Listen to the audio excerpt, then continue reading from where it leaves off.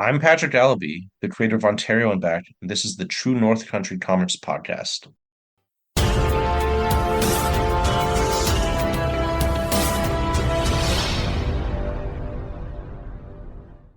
Welcome to the True North Country Comics podcast, dedicated to celebrate Canadian comic book and graphic novel creators and supporters. I'm John Swinimer. On this episode, I chat with Patrick Allaby as he discusses his newest graphic novel, Ontario and Back.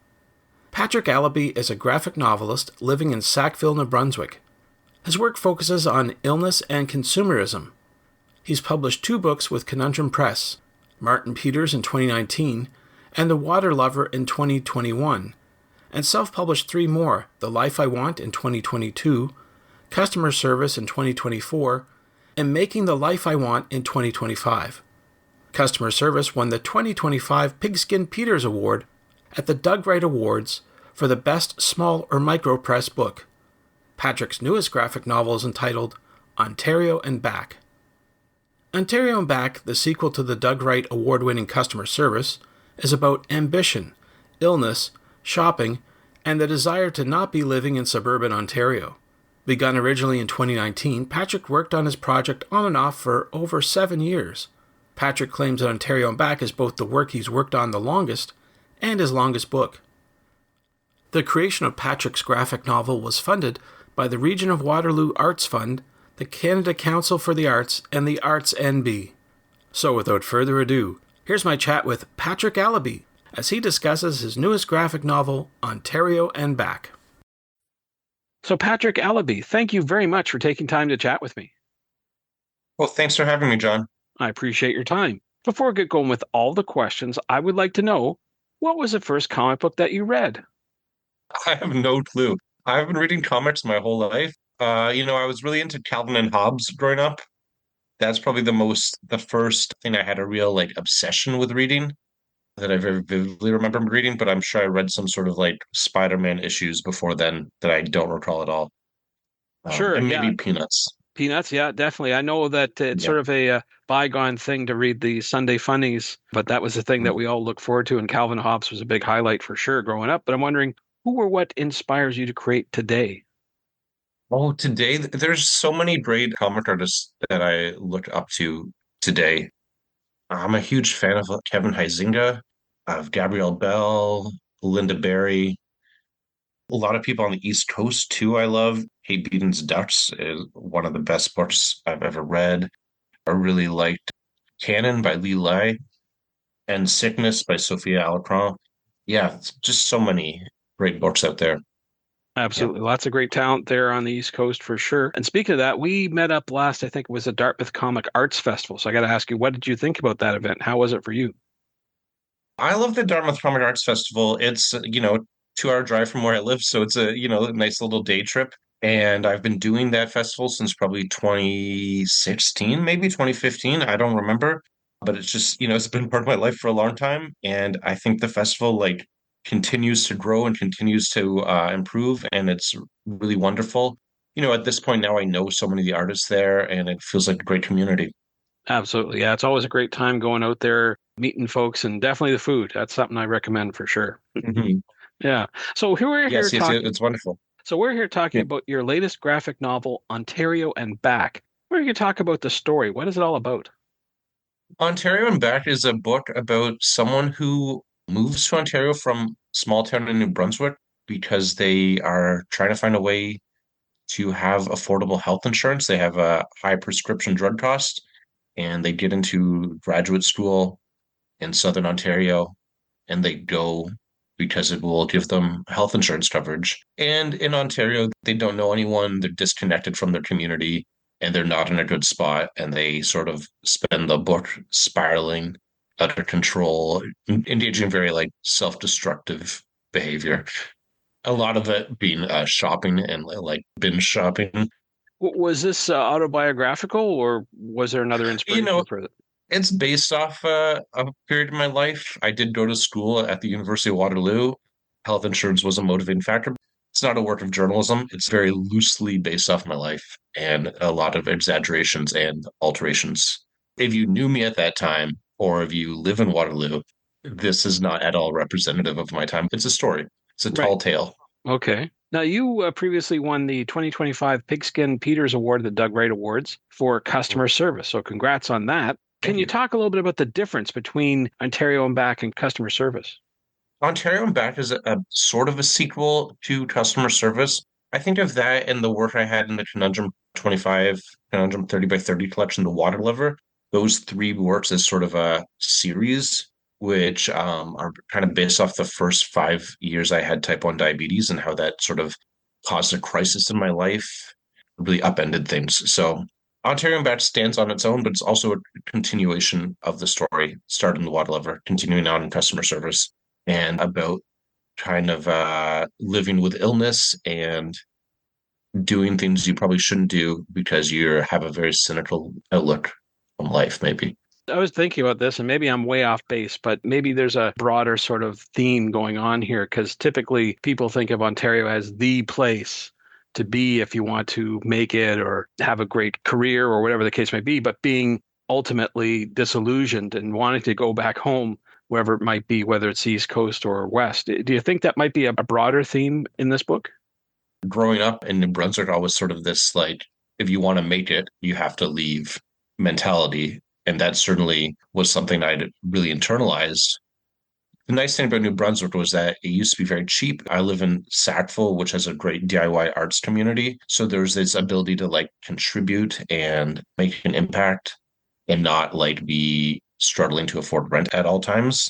I think a lot of people move across the country and they're not prepared for what it is like.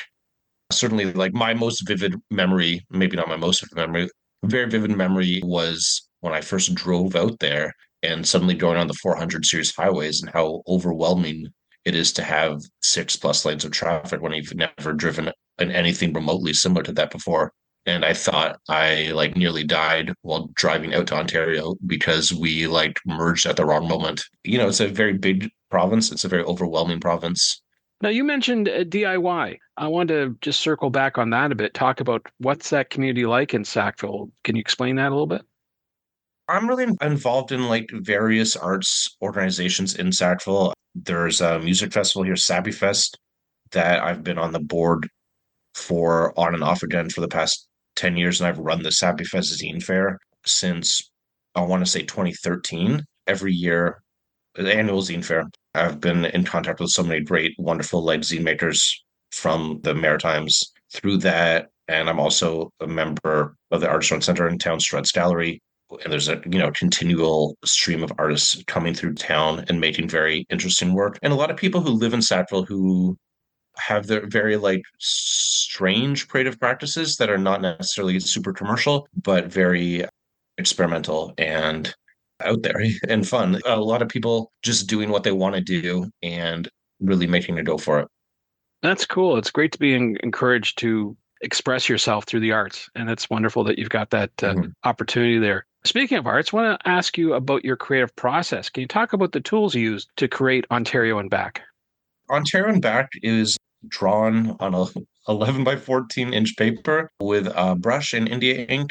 I do some thumbnailing for it. Then I do a draft and pencil. Then I ink that. Then I ink it again. I do 2 or 3 versions of the page as I'm working on it. And then I add the gray tones digitally using GIMP, which is like the free version of Photoshop.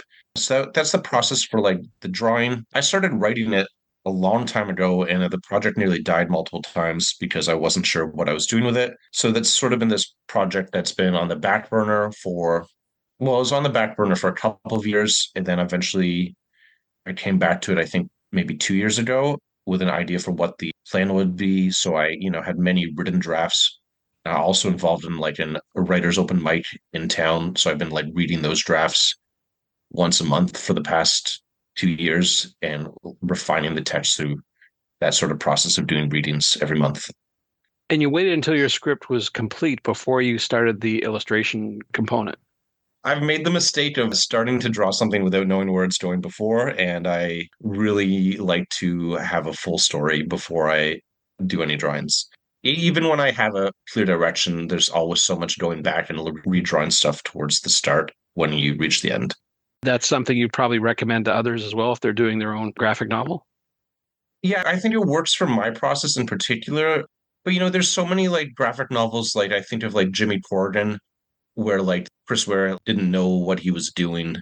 The story was evolving as he's working on it. And you can like when you go to read it now, you really see how his drawing style changes, how like the themes sort of evolve as it goes on. And I think it's really good to have something that's like consistent from front to start. Well, we've been talking about Ontario and back. I wonder if you could talk a little bit about your next project that you're working on, if you're allowed to. I don't know if I can quite yet. I have three projects sort of that I'm juggling right now. My plan is to kind of get like, as I mentioned, the water lover customer service in Ontario and back, kind of working in a series. I'd like to at some point have that be like a complete collection of the whole story. And so I've been sort of working towards maybe in a few years having that as like one larger book. That's what I Ah, can say about that right now. Yeah. okay. Yeah, say no more. That's good stuff for sure. So I was reading that you're going to be exhibiting at the Montreal Comic Arts Mhm. Festival. I want to ask you, what are you looking forward to most when attending that event? I haven't done a fair in Montreal since 2017, I think. So I'm really excited to be back in Montreal for the first time in nearly 10 years. And I've heard really great things about the Montreal Comics Fair. So I'm hopeful it'll be a great time and there'll be a lot of people. I know Montreal's a big comics reading community. So I'm hopeful to like make connections with comic artists and a reading public. Yeah, I always recommend it to folks if they're thinking about attending or even exhibiting. It's a great opportunity to, as you say, perhaps meet a different crowd. But it's wonderful being out in the open on Rue Saint-Denis and experiencing the Montreal lifestyle. So it's wonderful. I've been sort of nervous about it being outdoors. I heard it rained last year, but I also heard that that did not impact sales at all. So it seems like it is a great time and it will be really nice. Rain or shine, people will come. That's for sure. Do you have any other events planned for this year? Any other festivals or conventions to promote your book? I'm doing MCAF. I'm doing the East Coast Comics Expo in, I think, early June in Moncton. Then the next weekend, I'm doing TCAF. And then I'll be at the Savvy Fest Zine Fair, which I run in the first weekend of August. Yeah, that's what's on my calendar so far. Maybe I'll try and do decaf again. Sounds good. Well, with everything you have on the go today and in the future, where do you recommend that people go online to find out more about you? Well, I have an Instagram account, which is just my name, Patrick Allaby. I have a website, which is patrickallaby.com. And I have a Patreon. You can pre-order my book on my website right now. And if you're not able to make it out to one of the fairs I'll be doing, those are the places. Great. Well, Patrick, those are all the questions I have for you, but I'm wondering, is there something I didn't ask that you want to get across in this interview? I have nothing left to say. I thank you so much for talking to me, John. I really appreciate it. I love what you do. It's been, I guess, what, 6 months, over 6 months since we saw each other. And I think I saw you at TCAF last year too. So I love that you're out here reporting on Canadian comics. That's really important. Thank you. Thanks to Patrick for the chat. You can discover more about Patrick online at patrickallaby.com and on Instagram at Patrick Allaby. You can discover more about Ontario and Back at Patrick's store, located at patrickallaby.com. And thank you for tuning in to the True North Country Comics podcast. I invite you to visit the True North Country Comics website to listen to even more conversations with creators about making comic books and graphic novels. You can follow along True North Country Comics on most social media platforms, and you're encouraged to send any and all feedback to John at truenorthcountrycomics.com. Thanks for tuning in. Come back soon for another episode. Bye for now. True North Country Comics Podcast is copyright True North Country Comics, copyright 2026.